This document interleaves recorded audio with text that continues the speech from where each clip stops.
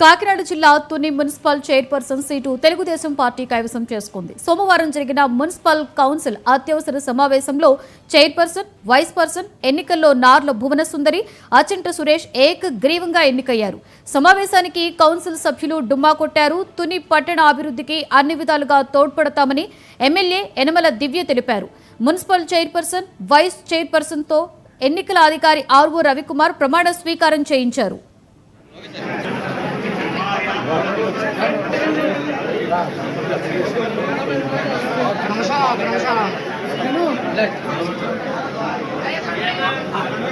వెంకటకృష్ణ గారు ఎలా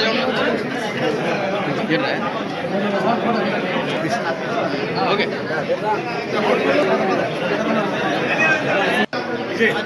please back